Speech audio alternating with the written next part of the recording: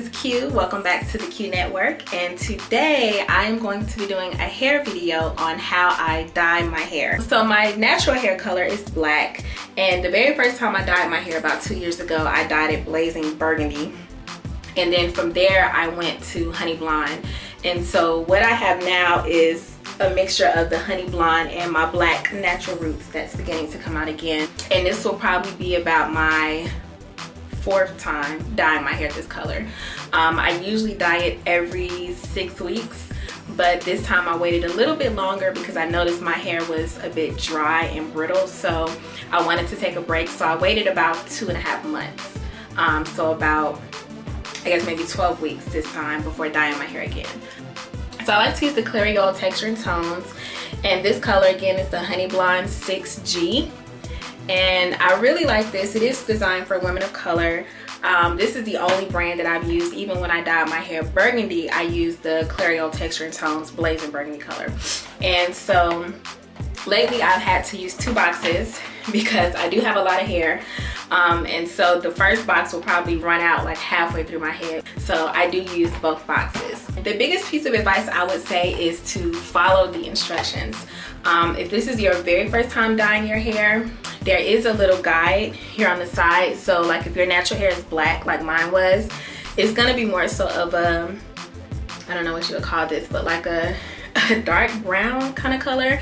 But again, because when I dye mine, I'm gonna be dyeing it on top of the honey blonde that I guess is kind of like already left. I've recently just started using the Design Essentials Almond and Avocado shampoo, and I love it because it foams up. It's a really good detangling shampoo, so it lathers really good. And so since when you dye your hair gets really dry, so I want to try using this shampoo for the first time after coloring my hair. The conditioner is really good, and they actually pack a lot in this bottle, so I never get through the entire thing. I have so many of these left over. I'll probably use like half of it, but I do like 2 conditions. Once I wash the shampoo out, I use this 2 times, and then I'll follow up with this repairing conditioner from Palmer's coconut oil formula. I will condition my hair with that. Today I'm going to be using my Shea Moisture Deep Treatment Mask, and I'll leave this on for about 30 or 40 minutes or so with the shower cap. And then once I wash my hair out, I'll follow up with a leave-in conditioner, the Design Essentials, the Almond and Avocado leave-in conditioner.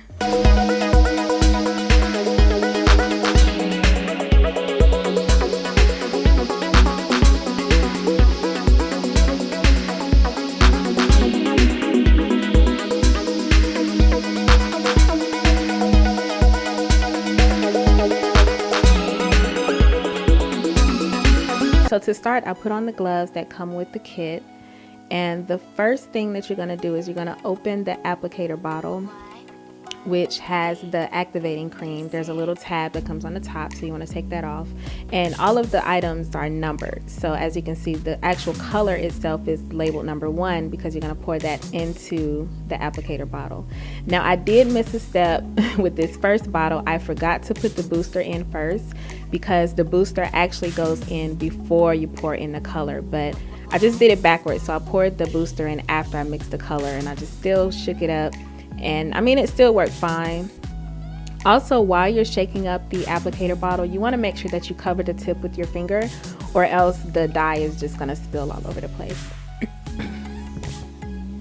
So to start, I just part small sections of my hair. Again, I'm really focusing on my roots because my new growth has come in, and it's come in as my natural hair color, which is black. So I really just want to focus on lightening up my roots.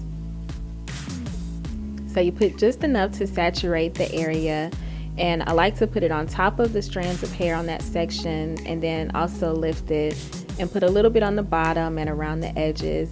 I'm really going to focus a lot around the front of my head, my hairline area.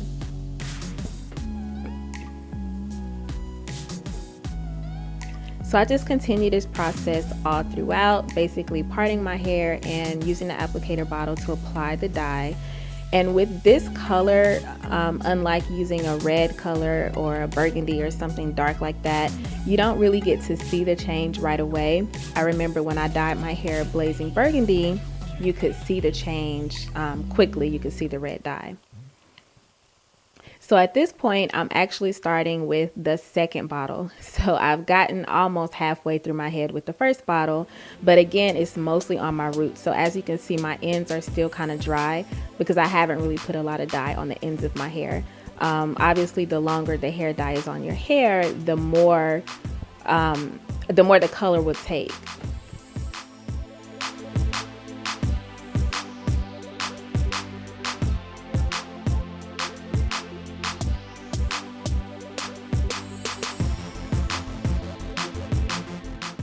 So another thing that you'll notice as you continue to apply the dye is that the bottle will start to feel warm in your hands. This is normal. I don't necessarily know why it does this. I mean, if anybody knows, you can let me know. I guess I don't know if it's a chemical reaction or what. But don't be alarmed if, you know, as you're going through this process, you start to notice that the bottle is warm in your hands. And again, so at this point, I'm just really saturating my hair with the dye. I've already applied it to my roots. And again, this is the second bottle, so I get 2 boxes of the hair color. This is the second bottle, and I'm just really going, you know, reapplying it to my edges and my roots, but then I'm also saturating the ends of my hair. And again, I'm not putting too much emphasis on the ends of my hair because they're already light, but again, having the booster added will just lighten my hair up, and that's what the booster is for. It just really brightens the color. I've never bleached my hair before. I don't plan on bleaching my hair ever, honestly. So that's another reason why I really like this. Okay, so unfortunately, in the middle of applying my hair dye, my Sony camera decided to die on me, and so I had to switch over to my Canon T3i. And because, I mean, I was actually in the middle and in the process of doing my hair, I didn't want to stop to take the time to readjust the settings. So you guys may notice that the color has changed and the white balance does look a little different. So this is the same day. I didn't add any special filters or anything like that. It just looks different.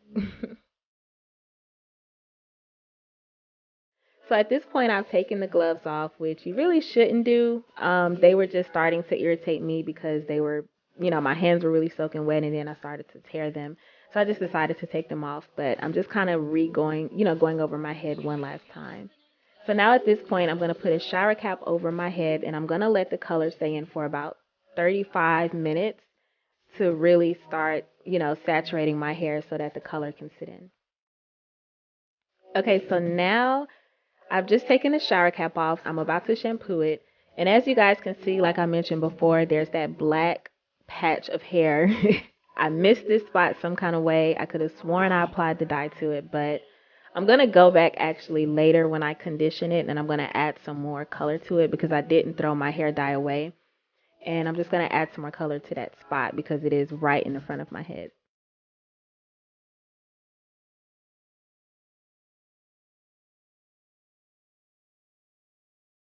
On the left side of the screen, I am rinsing out the color, and then on the right side of the screen, I am shampooing it.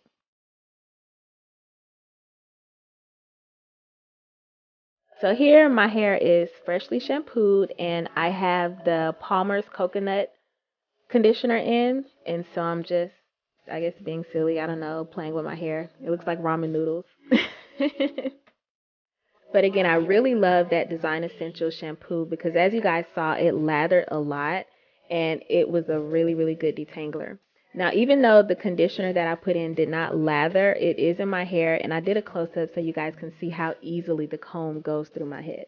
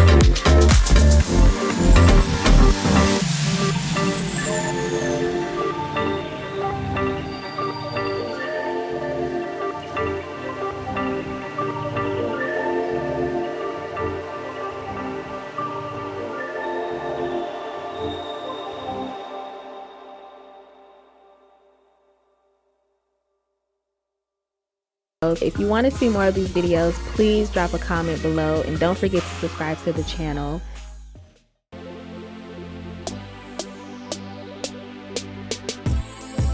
So here you guys could see the morning after. I did flat twist that night. I did blow dry my hair just a little bit because it's winter time and I don't want to go outside with a cold head.